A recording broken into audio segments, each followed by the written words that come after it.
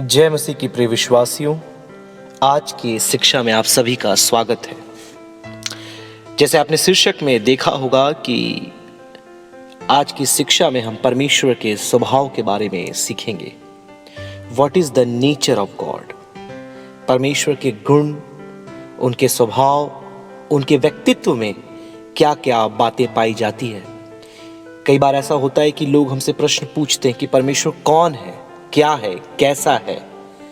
हमारे पास उन प्रश्नों का उत्तर नहीं होता।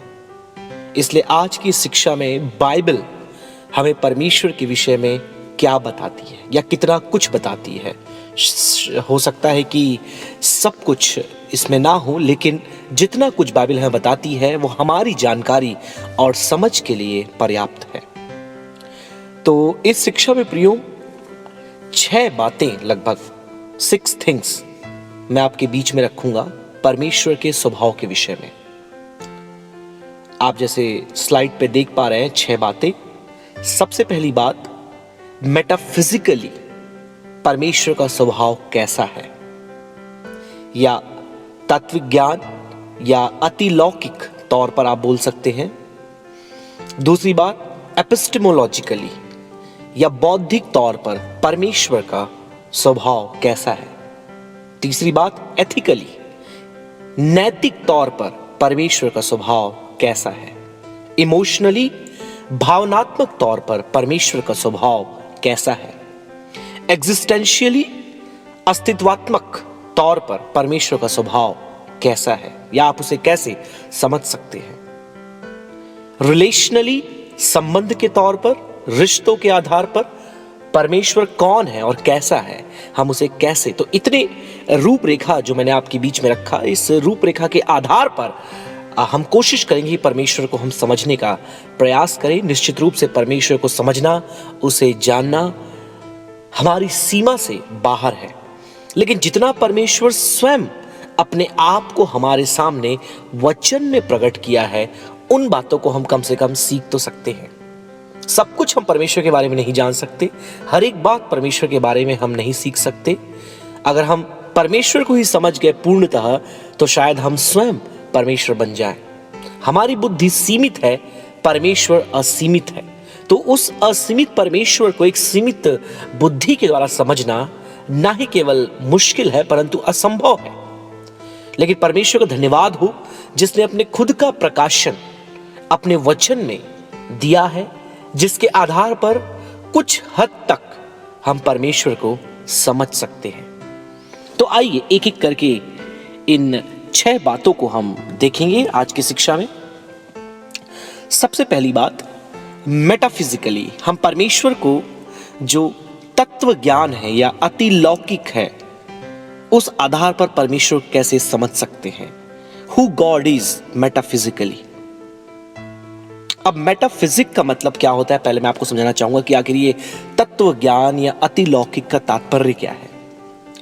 इस दुनिया में जो कुछ आप देखते हैं, जो कुछ आप छू सकते हैं, एहसास कर सकते हैं, दृश्यमान जो बातें आपके सामने पाई जाती है, ये सब फिजिक्स या भौतिक शास्त्र के अंदर आता है, जिस पर विज्ञान शोध करता है।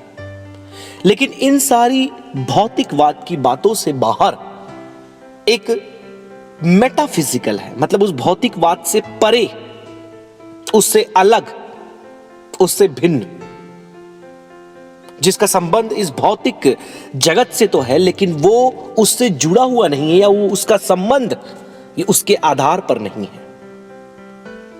तो कुछ 3 बातें यहां पर है आपके सामने, मैं एक एक करके आपको समझाऊंगा कि आखिर परमेश्वर मेटाफिजिकली या अतिलौकिक, लौकिक ये जो दुनिया आप जिसमें रहते हैं, अतिलौकिक जो इस दुनिया से परे है या दूसरे लोक की बात है।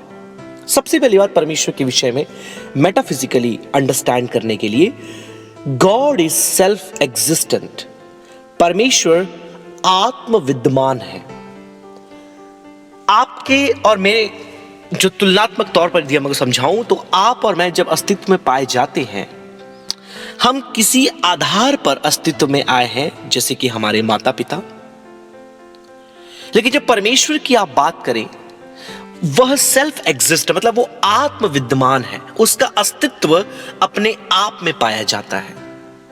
उसे अस्तित्व में लाने के लिए किसी और कारक की जरूरत नहीं है। परमेश्वर अपने आप में ही अपने अस्तित्व में पाया जाता है। जैसे कि यूहन्ना 5:26 आप पढ़ेंगे, स्क्रीन में आपको दिख रहा है। For as the Father hath life in himself, so hath he given the Son to have life in himself.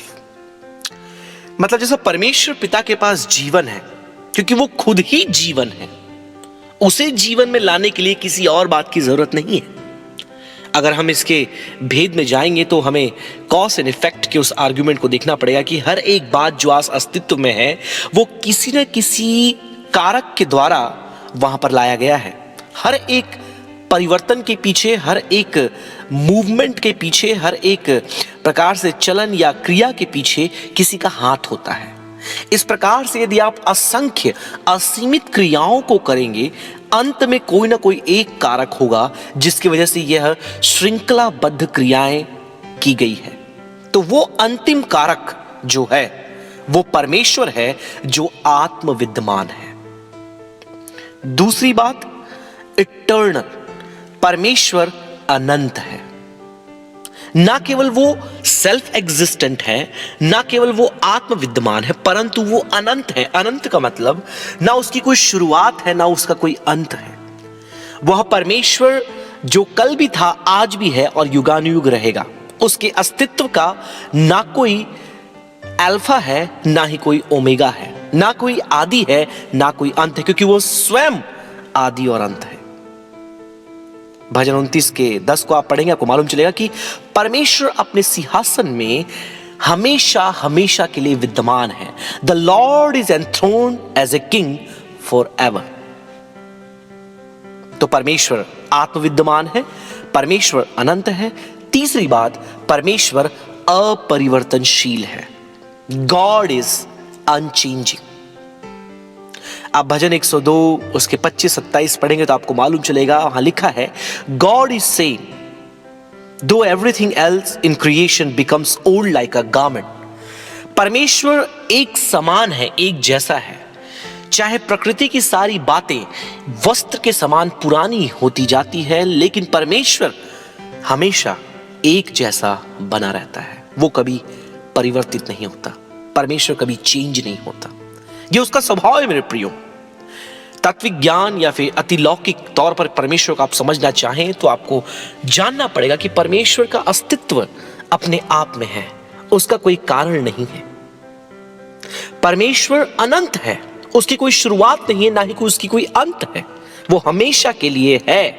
मैं जो हूं सो हूं। परमेश्वर अपरिवर्तनशील है, जो कभी परिवर्तित नहीं होता। उसकी योजनाएं, उसके प्लान्स कभी भी चेंज नहीं होते, कभी भी परिवर्तित नहीं होते। उसने यदि आपके लिए कोई योजना बना के रखी है तो वो कभी चेंज नहीं हो सकता। चाहे तो आप बदल जाएं। इसलिए किसी ने कहा है कि परमेश्वर की योजना जो आपके लिए है उसे कोई नहीं बदल सकता सिवाय आपके, क्योंकि आपको उसने स्वतंत्र इच्छा के साथ बनाया है। लेकिन परमेश्वर की जो योजना है उसे कोई नहीं बदल सकता। जैसे परमेश्वर की योजना मानव जाति के लिए, परमेश्वर की योजना उद्धार के लिए, परमेश्वर की योजना जो अंतिम न्याय के विषय में है, परमेश्वर की योजना जो कलीसिया के विषय में है, परमेश्वर की योजना जो आने वाले युग के विषय में है, जो कि कहना चाहिए एक स्वर्ग लोक का जो जीवन विश्वासी को दिया जाएगा। ऐसे कई सेगमेंट्स या फेसेस या खंड में परमेश्वर ने योजना बना के रखी है। वे सब अपरिवर्तनशील है, क्योंकि उन्हें बनाने वाला अपरिवर्तनशील है। तो बहुत सी बातें मेरे प्रियो हम चाहे तो इस श्रेणी में देख सकते हैं कि आखिर परमेश्वर, जब हम उसे मेटाफिजिकली समझने की कोशिश करते हैं कि परमेश्वर कौन है और क्या है। लेकिन ये तीन बातें बता करके मैं आगे बढ़ना चाहूंगा कि तत्व ज्ञान के तौर पर या अतिलौकिक तौर पर परमेश्वर कौन है। वह आत्म विद्यमान है, वह अनंत है, वह अपरिवर्तनशील है। He is self existent, he is eternal and he is unchanging God. आइए अब हम दूसरी जो बात है उसकी ओर बढ़े। एपिस्टेमोलॉजिकली, बौद्धिक तौर पर परमेश्वर कौन है। अब एपिस्टेमोलॉजिकली जैसे आप इस शब्द को सुनते हैं, इसका तात्पर्य यह है कि बौद्धिक तौर पर यदि इस परमेश्वर को आप समझना चाहें ज्ञान के तौर पर, तो परमेश्वर क्या है और कैसा है। सबसे पहली बात, आप स्लाइड में देख पा रहे होंगे, परमेश्वर सर्वज्ञानी है। He is omniscient. आप पहला योना 3:20 पढ़ेंगे, आपकी स्क्रीन में मैंने लगाया है, क्योंकि परमेश्वर हमारे मन से बड़ा है और सब कुछ जानता है। For if a God heart condemns us, God is greater than our heart and knoweth all things। यूहन्ना 21:17 में आप पढ़ेंगे, यही बात लिखी है कि परमेश्वर सर्वज्ञानी है। बौद्धिक तौर पर परमेश्वर को आप समझने की कोशिश करना चाहें तो यह मानो ऐसा होगा कि आप पूरे सागर के पानी को एक बाल्टी में भरने की कोशिश कर रहे हैं, जो कि असंभव है, क्योंकि परमेश्वर का ज्ञान असीमित है। वह सब कुछ जानता है। वह अतीत में क्या हुआ उसे जानता है, वर्तमान में क्या हो रहा है वह भी जानता है, और जो भविष्य में होने वाला है वह भी परमेश्वर को पता है, क्योंकि उसका ज्ञान असीमित है, अगम्य है। लेकिन हमारा समझ, हमारा ज्ञान सीमित है। जितना हम पढ़ते हैं, अध्ययन करते हैं, अनुभव करते हैं, उतना ही ज्ञान हम अर्जन कर पाते हैं। लेकिन जब परमेश्वर की बात हम करें, वह सर्वज्ञानी, मतलब सारी बातों का उसे ज्ञान है। दूसरी बात, परमेश्वर विश्वास योग्य है, वो विश्वसनीय है। He is faithful. ना केवल वो सर्वज्ञानी है, परंतु वो विश्वसनीय है। अब विश्वसनीय होने का मतलब क्या, कि आप उस पर भरोसा कर सकते हैं। वो भरोसेमंद है, वो वफादार है। ना केवल वह सर्वज्ञानी है, परंतु वह विश्वसनीय है। प्रकाशित वाक्य 19:11, दूसरा कुरिन्थी 1:18 पढ़ेंगे, वहां पर लिखा है कि परमेश्वर विश्वास योग्य है। यदि आप किसी बात के विषय में किसी मनुष्य पर भरोसा रखें, तो हो सकता है कि मनुष्य आपके भरोसे को तोड़ दे, लेकिन जब परमेश्वर की बात आती है, वह विश्वास योग्य है। यदि आपसे उसने कोई वायदा किया है, तो वायदा अटल है, वह कभी उसे तोड़ेगा नहीं, क्योंकि वह विश्वास योग्य परमेश्वर है, वफादार परमेश्वर है। वह अपने वचन पर जो वो कहता है बना रहता है। स्वर्ग और पृथ्वी टल जाएंगे, लेकिन उसका वचन कभी भी नहीं टलेगा, क्योंकि वह विश्वसनीय है। तीसरी बात माफ करें, वह सर्वज्ञानी है। दूसरी बात, वो विश्वसनीय है। तीसरी बात, वह बुद्धिमान है। रोमन्स 16:27, रोमियो की पत्री 16:27, to the only wise God be glory forever. पौलुस यहां पर कहता है कि एकमात्र बुद्धिमान परमेश्वर को महिमा मिले, एकमात्र। क्योंकि परमेश्वर ना केवल सर्वज्ञानी है, परंतु वह बुद्धिमान है। बुद्धिमान मतलब हर एक योजना, हर एक बातें जो उसने आपके और मेरे विषय में सोच कर रखी, इस जगत के विषय में प्लान करके रखा है, वे सब सर्वोच्च है, उत्तम है, उत्कृष्ट है। उससे ऊपर या उससे बेहतर आपके लिए कोई भी योजना कोई भी नहीं बना सकता, क्योंकि केवल परमेश्वर ही बुद्धिमान है। उसकी बुद्धि कभी विफल नहीं हो सकती, क्योंकि उसकी बुद्धि उसके ज्ञान पर आधारित है। जो कुछ उसने किया है, वह सब कुछ अपनी बुद्धि से किया है, और उसकी बुद्धि की गहराई को, उसके उस अगम्य ज्ञान को कोई समझ नहीं सकता। लेकिन परमेश्वर का वचन कहता है कि परमेश्वर बुद्धिमान है। कई बार लोग ये प्रश्न करते हैं कि परमेश्वर ये क्यों नहीं किया, परमेश्वर ने वो क्यों नहीं किया, परमेश्वर क्या ये नहीं कर सकता, क्या परमेश्वर इसे उस तरीके से नहीं कर पाता। हम हमेशा परमेश्वर को एक ऑप्शन देने की कोशिश करते हैं, लेकिन हम ये नहीं सोचते कि जिसने हमें बनाया है, हमें बुद्धि दी है, जिसने वैज्ञानिकों को ज्ञान दिया है, समझ दिया है सारी बातों को करने का, बनाने का, उसका ज्ञान और उसकी बुद्धि की सीमा कितनी ऊपर है, और हम परमेश्वर को ज्ञान देना शुरू कर देते हैं। यह सबसे बड़ी हमारे अंदर कमी है। लेकिन मेरे प्रियो, जब परमेश्वर को आप एपिस्टेमोलॉजिकली समझने की कोशिश करते हैं या बौद्धिक तौर पर जानना चाहते हैं, याद रखें परमेश्वर सर्व ज्ञानी है, वह सब कुछ जानता है। परमेश्वर विश्वसनीय है, वो विश्वास योग्य है, वफादार है। परमेश्वर बुद्धिमान है, वह सारे ज्ञान, बुद्धि, समझ जो आज मनुष्य के अंदर पाया जाता है परमेश्वर के द्वारा दिया हुआ है, लेकिन परमेश्वर के पास उससे कहीं ज्यादा और कहीं बड़े पैमाने में वह बुद्धि पाई जाती है। जिसने सुलेमान को इतना बुद्धि दिया कि पूरे विश्व भर में उसकी चर्चा थी, वह बुद्धि परमेश्वर की ओर से आया जिसके पास बुद्धि का स्रोत है। तो मेरे प्रियो, दूसरे पॉइंट में हमने 3 बातें देखा। आइए अब हम तीसरे पॉइंट की ओर चले कि नैतिक तौर पर परमेश्वर कैसा है या कौन है। Who God is ethically. जब हम एथिक्स की बात करते हैं, नैतिक शास्त्र की बात करते हैं, भले और बुरे के बारे में हम बातें करते हैं, हमारी जानकारी जुड़ी होती है कि क्या ठीक है और क्या नहीं, क्या उचित है क्या अनुचित है। तो सबसे पहली बात, एथिकली नैतिक तौर पर परमेश्वर पवित्र है। God is Holi. लेविटिकस 19:2 को आप पढ़ेंगे, स्क्रीन पे मैंने लगाया है। इसलिए Speak unto all the congregation of the children of Israel and say unto them, Ye shall be holy, for I am the Lord your God, am holy. इज़राइलियों की सारी मंडली से कहा कि तुम पवित्र बनो, क्योंकि मैं तुम्हारा परमेश्वर पवित्र हूं। सबसे पहली बात मेरे प्रियो, जब हम नैतिक शास्त्र की बात करते हैं या एथिकली परमेश्वर को समझने की बात करते हैं, परमेश्वर पवित्र है। उसकी पवित्रता सबसे परे है। उसके अंदर पाप या कलंक का एक दाग भी नहीं पाया जाता। वह पवित्र परमेश्वर है। उसके सामने दूत हमेशा उसकी आराधना पवित्र पवित्र पवित्र सेनाओं के यहोवा तू अति पवित्र है, यह गीत गाता। वह एक पवित्र परमेश्वर है मेरे प्रियो, और वह चाहता है कि उसके लोग भी पवित्र बने। उसके अंदर पाप का एक तिनका भी नहीं पाया जाता, क्योंकि पाप है जो मनुष्य को अपवित्र बनाता है, लेकिन परमेश्वर स्वभाव से ही पवित्र है और उसमें कोई भी पाप नहीं, वह निष्कलंक है। दूसरी बात, नैतिक तौर पर परमेश्वर राइचस है, धर्मी है। परमेश्वर धर्मी कहने का मतलब जो न्यायी है। हर एक काम जो वो करता है वो न्याय संगत होता है। He is a just God. He is a righteous God. वो एक धर्मी और एक प्रकार से निष्ठावान है, जो कभी भी अपने उपायों में, अपने न्याय में कभी भी वह भ्रष्टाचार नहीं करता, कभी भी वह अन्याय नहीं करता।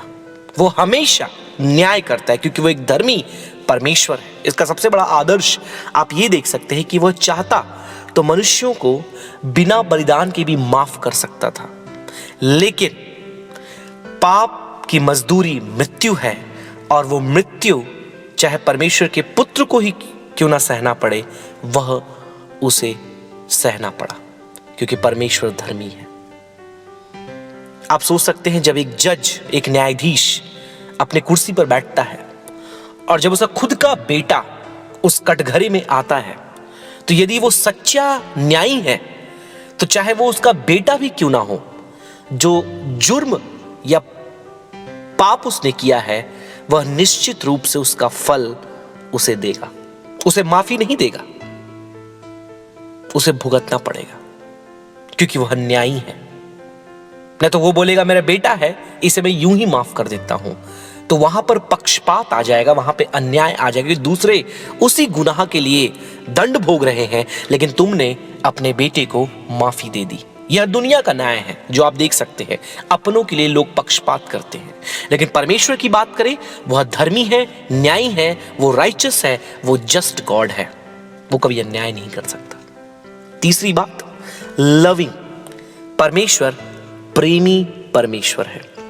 वो ना केवल पवित्र है, वो ना केवल धर्मी है, परंतु वह प्रेमी परमेश्वर है। Ethically God is Holi, he is righteous and he is loving. परमेश्वर के कलाम 3:16 में लिखा है कि उसने जगत से ऐसा प्रेम किया कि उसने अपना एक लौता पुत्र दे दिया। मेरे प्रियो, आप आगे पढ़ेंगे 1 यूहन्ना 4:8 में, वहां लिखा है कि परमेश्वर प्रेम है। व्यवस्था में 7 के 7 को पढ़ेंगे, वहां लिखा है कि उसने प्रेम के द्वारा इज़राइल को चुना। परमेश्वर के अंदर मेरे प्रियो, उसके स्वभाव में प्रेम पाया जाता है। ये जो त्रिएक परमेश्वर का जो एक आइडिया है, कॉन्सेप्ट है, वो इसलिए आया कि परमेश्वर अपने आप में परिपूर्ण है, संपूर्ण है। उसके अंदर प्रेम अनादि काल से पाया जाता है। ये नहीं कि मनुष्य को बनाने के बाद उसके अंदर प्रेम आया और उसने फिर प्रेम को प्रकट किया, परंतु मनुष्य की सृष्टि के पहले वह प्रेम पिता पुत्र पवित्र आत्मा के बीच में विद्यमान था। अनादि काल से प्रेम था, इसलिए वो प्रेम आज उसने हमारे प्रति उस कलवरी क्रूस में प्रकट किया। तो मेरे प्रियो, एथिकली भी हमने देखा कि परमेश्वर का स्वभाव क्या है, परमेश्वर कौन है। वो पवित्र है, वह धर्मी है, वह प्रेमी है। अब आइए हम अगले पार्ट में उस चौथे बिंदु को देखें। हमने देखा मेरे प्रियो कि परमेश्वर मेटाफिजिकली, अलौकिक, अतिलौकिक तौर पर या तात्विक ज्ञान के तौर पर कौन है। फिर हमने देखा कि एपिस्टेमोलॉजिकली या बौद्धिक तौर पर परमेश्वर कौन है, कैसा है। फिर हमने देखा कि एथिकली या नैतिक तौर पर परमेश्वर कैसा है, कौन है। और अब इस भाग में हम परमेश्वर इमोशनली या भावनात्मक तौर पर कौन है, कैसा है, इस बात को हम सीखेंगे। जब हम भावनात्मक बोलते मेरे प्रियो, बहुत बार हमारे मन में भावनाएं आती है, जैसे कि मैं एक भावुक व्यक्ति हूं या मनुष्य हूं, वैसा ही परमेश्वर ही भावुक होगा। कई बार हम ऐसे तुलना करते हैं, लेकिन परमेश्वर की भावनाएं मेरे प्रियो बहुत ही भिन्न है हमसे, क्योंकि वह एक पवित्र न्यायी परमेश्वर, जैसे हमने पिछले भाग में देखा। सबसे पहली बात, जब भावना की हम बात करते हैं, परमेश्वर घृणा करता है, सबसे पहली बात। अब आपको यह लगता होगा कि अरे परमेश्वर घृणा करता है। आप अगर नीति वचन में पढ़ें, वहां पर कई बातें बताई गई कि परमेश्वर किन किन बातों से घृणा करता है, लेकिन यहां पर मैं केवल एक बात आपके सामने रखना चाहूंगा कि परमेश्वर बुराई से घृणा करता है। God detests evil. परमेश्वर के अंदर स्वार्थ भरा क्रोध नहीं है, क्योंकि जब आप और मैं कई बार क्रोध करते हैं, हमारे अंदर जो क्रोध उत्पन्न होता है वो हमारे स्वार्थ से उत्प्रेरित होता है। उदाहरण के लिए, जब आपको कोई गाली दे देता है, राइट, तो जैसे ही आपने गाली सुना, आपके अंदर क्रोध आ जाता है।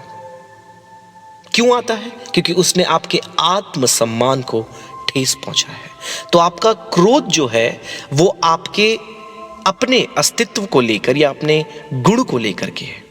लेकिन जब परमेश्वर की बात हम करते हैं, परमेश्वर का क्रोध या उसकी घृणा उसके स्वार्थ के कारण या उसके गुण के कारण नहीं, परंतु बुराई के कारण है।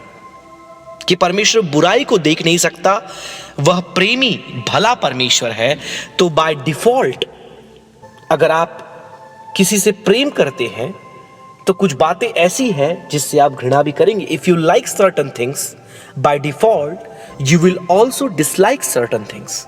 जैसे उदाहरण के तौर पर, मुझे समाज में सफाई पसंद है, क्लीनलीनेस पसंद है, स्वच्छता पसंद है। तो इमीडिएटली अगर मैं सड़क पर निकलूं और मुझे कहीं गंदगी या कूड़ा दिखे, मैं उसे पसंद नहीं करूंगा। बिल्कुल वैसे ही परमेश्वर भी, जो अपने आप में पवित्र, निष्पाप, निष्कलंक, एक न्यायी परमेश्वर है, जब वो अन्याय, गुनाह, पाप को देखता है, वह उसे घृणा करता है। जैसे कि नहूम पहला अध्याय उसकी 3री आयत में लिखा है, आप स्लाइड पे देख पा रहे होंगे, यहोवा विलंब से क्रोध करने वाला और बड़ा शक्तिमान है, वह दोषी को किसी प्रकार का निर्दोष न ठहराएगा। यहोवा बवंडर और आंधी में से होकर चलता और बादल उसके पांव की धूली है। The Lord is slow to anger and is great in power and will not at all acquit the wicked. वह दुष्ट को छोड़ेगा नहीं। अब ये इसलिए नहीं कि परमेश्वर स्वार्थी है या उसके अपने भावना पर या उसके वजूद पर कोई खतरा है इसलिए वो क्रोधित है, जैसे कि मनुष्य हो जाते हैं। लेकिन परमेश्वर इसलिए क्रोधित है, वह इसलिए घृणा करता है क्योंकि उसका स्वभाव पवित्र है और अपवित्रता उसे पसंद नहीं। कई बार लोग ये बोलते हैं कि परमेश्वर क्रोध क्यों करता है। परमेश्वर क्रोध करता है, पाप करता है, उसके अंदर खुद ये सारी बातें पाई जाती। जब प्रभु यीशु मसीह मंदिर में गया, उसने वहाँ व्यवसाय जो धंधा बनाकर उन्होंने मंदिर को रखा था यरूशलेम के, सबको उसने भगा दिया। उनको यहाँ तक वहाँ पर से उन्हें धकेल करके, हंटर लगा करके उसने दूर भगाया। तो कई बार लोग ये बोलते थे वो परमेश्वर ने क्रोध किया, लेकिन आप समझिए वो जो क्रोध था वह उसके खुद के व्यक्तित्व पर लांछन आने के द्वारा नहीं, परंतु बुराई को देख करके उसके अंदर वो क्रोध उत्पन्न हुआ। अधिकतर समय मनुष्य जब क्रोधित होता है, यह उसके अपने खुद के व्यक्तित्व को लेकर वो होता है कि जब उसके ऊपर बात आती है तब उसका क्रोध दिखाई देता है। लेकिन जब परमेश्वर की हम बात करें, जहां बुराई होती है उस पर परमेश्वर क्रोधित होता है। फिर उसके बाद दूसरी बात मेरे प्रियो, इमोशनली, भावनात्मक तौर पर हम परमेश्वर को समझने की कोशिश कर रहे हैं।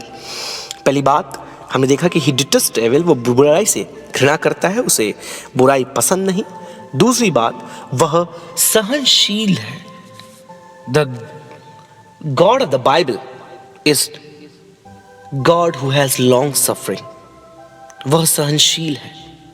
यदि आप भजन 86 का 15 पढ़ेंगे, वहां लिखा है, but thou Lord art God full of compassion and gracious, long suffering and are plenteous in mercy and truth. परंतु प्रभु दयालु अनुग्रहकारी ईश्वर है, तू विलंब से कोप करने वाला और अति करुणामय है। यह भी परमेश्वर का एक भावनात्मक स्वभाव है मेरे प्रियो, कि परमेश्वर करुणा करने वाला है, दया करने वाला है, वह सहनशील है। आप इजरायलियों के जीवन में देखिए मेरे प्रियो, किस प्रकार से 40 साल परमेश्वर ने मरुभूमि में बड़े सहनशीलता के साथ लेकर गया। जब उन्हें भोजन चाहिए थी, जब उन्हें पानी चाहिए था, यहाँ तक कि उनके कुड़कुड़ाने, बुड़बुड़ाने और परमेश्वर के विरुद्ध बुरा भला बोलने के बाद भी परमेश्वर उन्हें सहन करता गया, उन्हें ले जाता गया। और आज भी कई बार परमेश्वर जो पापी हैं, जो गुनाह में पड़े हुए हैं, उन्हें बारंबार वो मौका दे रहा है कि वो परमेश्वर के पास आए। तो परमेश्वर की करुणा मेरे प्रियो, उसके अंदर जो सहनशीलता है वो हमेशा बना रहता है कि कब मेरे लोग मेरे पास वापस आ जाए, और उन्हें मौके पर मौका वो देता रहता है। सारी बातें आप देखिए, प्रभु यीशु मसीह ने कितना कुछ सहन किया। वह स्वयं परमेश्वर था, लेकिन उसने परमेश्वर के उस पद को छोड़कर, स्वर्ग छोड़कर, त्याग कर वह पृथ्वी पर आया, मनुष्य का रूप लिया, और उन सारी बदनामियों को, उन सारे मार, उन सारे आरोपों को, सबसे बड़ी बात उस मृत्यु जो दंड है पाप का, उसने अपने ऊपर ले लिया, सहन कर लिया। तीसरी बात, परमेश्वर कंपैशनेट है, दयालु है। द लॉर्ड इज कंपैशनेट, वह दयालु है। आप पढ़ेंगे लमेंटेशन 3:22, विलाप गीत 3:22 में आप पढ़ पाएंगे, वहां पर लिखा है, परमेश्वर अति करुणामय है, विलंब से कोप करने वाला है, और उसकी दया, उसकी करुणा प्रतिभोर नहीं होती जाती मेरे प्रियो, इसलिए हम मर मिट नहीं गए हैं। ये उसकी दया का, उसकी करुणा का प्रभाव है। परमेश्वर बहुत महान है मेरे प्रियो। हम इतने पापी थे, हम गुनाहों में थे, हम परमेश्वर से दूर थे, हम केवल और केवल उसके कोप के हकदार थे, लेकिन परमेश्वर ने अपना अनुग्रह, अपनी कृपा, अपनी दया हम पर की, और हम सबको उस अनंत काल की मृत्यु से बचा लिया। तो परमेश्वर दयालु है। तो फिर से एक बात दोहराएंगे मेरे प्रियो, इमोशनली अंडरस्टैंडिंग गॉड, भावनात्मक तौर पर परमेश्वर को हम समझने की कोशिश करें कि परमेश्वर कौन कौन सी भावनाएं पाई जाती है। तो पहली बात, वो बुराई से या फिर पाप से वो घृणा करता है, वह सहनशील है। तीसरी बात, वह दयालु है। अब आइए हम 5वें पॉइंट पर जाएं, एग्जिस्टेंशियली हु गॉड इज। अस्तित्वात्मक तौर पर परमेश्वर कौन है। अस्तित्वात्मक जब हम बोलते हैं मेरे प्रियो, इसका संबंध अस्तित्व से होता है कि परमेश्वर का अस्तित्व क्या है, कैसा है। क्योंकि आप और मैं जब अपने अस्तित्व की बात करते हैं, हम बहुत सी बातों पर आश्रित होते हैं, हम बहुत सी बातों पर निर्भर होते हैं। There are so many factors जिसके द्वारा हम आज खड़े हैं। अगर वो फैक्टर्स हटा दिए जाएं तो शायद हम अस्तित्व में ना हो। लेकिन जब परमेश्वर की बात करते हैं अस्तित्वात्मक तौर पर, कि परमेश्वर स्वतंत्र है, सबसे पहली बात, गॉड इज फ्री। यूहन्ना 8:36 में आप पढ़ेंगे, लिखा है, सो यदि पुत्र तुम्हें स्वतंत्र करे तो तुम सचमुच स्वतंत्र हो जाओगे। If the Son therefore shall make you free, you shall be free indeed. एक अंधा अंधे को मार्ग नहीं दिखा सकता, एक लंगड़ा लंगड़े को चलना नहीं बता सकता। इसलिए परमेश्वर जो स्वतंत्र था, मनुष्य का रूप लेकर के इस जगत में आया और उस मनुष्य को जो बंधुआई में पड़ा हुआ था, पाप के दासत्व में था, उसे वो छुड़ा ले गया। तो मेरे प्रियो, परमेश्वर स्वतंत्र है। वह, जैसे कि आप देखिए, हम जब अपने आप को देखते हैं, हम एक प्रकार से टाइम एंड स्पेस में लिमिटेड है। हम जो कुछ भी करते हैं वो एक स्पेस में लिमिटेड होता है, सीमित होता है, और जो कुछ भी हम करते हैं वह समय में सीमित होता है। लेकिन जब परमेश्वर की बात करते हैं, वह इस टाइम मैटर स्पेस से परे है, बाहर है। वह चाहे तो इसमें आ भी जाता है, जैसे प्रभु यीशु मसीह के रूप में वो आया, और वो चाहे तो वह इन सब से अछूता एक अलग अपने आप अस्तित्व पाया जाता है। वो स्वतंत्र है, समय उस पर लागू नहीं होता, स्पेस उस पर लागू नहीं होता, कोई मैटर का पावर या लिमिटेशंस उस पर लागू नहीं होते। गॉड इज फ्री, वो स्वतंत्र है। दूसरी बात मेरे प्रियो, परमेश्वर सच्चा है, ऑथेंटिक है, मतलब वो प्रामाणिक है। कई बार हम बोलते हैं कि परमेश्वर का अस्तित्व कहाँ है, परमेश्वर कहाँ है, हमें दिखाई नहीं देता, हम उसे छू नहीं सकते, परमेश्वर कहाँ है। लेकिन जब परमेश्वर के बारे में पढ़ना आप अध्ययन करेंगे मेरे प्रियो, अगर आज मैं हूं, या ये पृथ्वी या ये पूरा ग्लोब आप जो देखते हैं कि सब कुछ, पूरे तारामंडल, आकाश गंगा और ये पूरा का पूरा जो विश्व यदि आप देखें, अगर ये अस्तित्व में है तो इसके पीछे एक कारण है। वो कारण मेरे लिए परमेश्वर है, आपके लिए क्या है मैं नहीं जानता। परमेश्वर ऑथेंटिक है, परमेश्वर सच्चा है। ये कोई काल्पनिक कथा या कहानी नहीं है। परमेश्वर अस्तित्व में पाया जाता है, वो प्रामाणिक है। परमेश्वर का प्रमाण आप मुझ में और अपने आप में और इस सृष्टि में देख सकते। इसलिए भजनकार कहता है कि ये जो पूरी सृष्टि है परमेश्वर की हस्तकला है और उसके महिमा का विवरण कर रहे हैं। क्योंकि जब आप इस पेड़ को देखते हैं, आप जीव जंतुओं को देखते हैं, आप आकाश को देखते हैं, आप प्रकृति को देखते हैं, आपके मन में यह ख्याल आता है कि ये सब कुछ अपने आप अपने अस्तित्व में इतनी खूबसूरती से नहीं आ सकता। इसके पीछे कोई रचने वाला है, कोई डिजाइनर है। जो घड़ी आपके हाथ में होगी, आप पहने होंगे, वो घड़ी अपने आप वहां नहीं आ गई। वह कांटे अपने आप, समय की सुइयां वहां पर अपने आप नहीं आ गए। उसके पीछे एक डिजाइनर था, एक संरचना करने वाला था, जिसने इतने खूबसूरती से उस घड़ी को डिजाइन करके दिया जो आज आप पहने हुए हैं। उसी प्रकार जब आप इस पूरी पृथ्वी को आप देखते हैं, मनुष्यों को और मौसम को और पूरे इस इकोसिस्टम को आप देखते हैं, ये अपने आप ऐसा नहीं हुआ, इसे बड़े ही सिस्टमैटिक रूप से अपने स्थानों में रखा गया है। आप लॉज ऑफ नेचर देखते हैं, प्रकृति के जो नियम है, कानून है, वह सब बनाए गए हैं क्योंकि laws are created, laws are given by the designer. तो परमेश्वर प्रामाणिक है। जब आप थोड़ी कल्पना करें, सोचें, अगर कोई कहता है परमेश्वर नहीं है, तो बाइबल कहती है, यदि कोई कहेगी परमेश्वर नहीं है, वह मूर्ख है। ना केवल थियोलॉजिकली परंतु लेकिन एक तौर पर अगर आप बात करें तो एक वैज्ञानिक तौर पर भी अगर कोई इनकार करता है तो वह वचन के अनुसार निर्बुद्धि है। तीसरी बात मेरे प्रियो, परमेश्वर सर्व सामर्थी है। God is omnipotent. परमेश्वर स्वतंत्र है, परमेश्वर सच्चा है, परमेश्वर सर्व सामर्थी है। अस्तित्व की बात हम कर रहे हैं। हम बोलते हैं तुम्हारा अस्तित्व क्या है, तुम्हारी औकात क्या है, ये सब बातें बोली जाती है एक दूसरे से। जिसका सबसे ज्यादा ताकत होता है उसकी औकात बहुत बड़ी होती है। लेकिन जब परमेश्वर की यहां पर हम अस्तित्व की बात कर रहे हैं, वह सर्व सामर्थी है। आप पढ़िए मरकुस 14:36 में आप देखेंगे, वहां लिखा है, और कहा, हे अब्बा, हे पिता, तुझसे सब कुछ हो सकता है, तुझसे सब कुछ हो सकता है क्योंकि तू सर्व सामर्थी है। Father, all things are possible unto thee, मतलब तेरे द्वारा सब कुछ हो सकता है। कोई ऐसी बात नहीं जो तुझसे ना हो पाए, जो तेरे अधिकार में नहीं। कुछ भी ऐसी बात नहीं, तू सब कुछ कर सकता है। तूने अपने वाणी से इस जगत की सृष्टि की, अपने हाथों से मनुष्य को बनाया, और जो कुछ इस पृथ्वी पर दिखता है, जिसका विज्ञान आज तक खोज कर रहा है और कुछ बातों को ही ढूंढ कर निकाला है, वह विज्ञान या वह बुद्धि देने वाला भी स्वयं परमेश्वर है।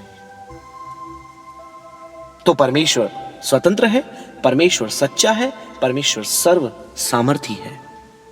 तो ये तीन बातें मेरे प्रियो परमेश्वर के अस्तित्व के रूप में, अस्तित्व के बारे में हमने सीखा कि अस्तित्वात्मक तौर पर परमेश्वर कैसा है।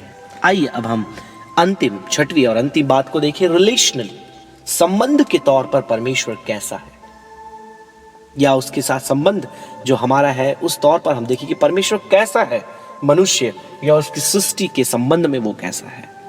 सबसे पहली बात मेरे प्रियो, परमेश्वर अनुभववातीत है, ट्रांसेंडेंट। अब ट्रांसेंडेंट जब मैं बोलता हूं, आपको समझना पड़ेगा कि परमेश्वर सारी बातों से परे है, अलग है, सबसे ऊपर है। अनुभवातीत मतलब जिसकी अनुभूति आप नहीं कर सकते।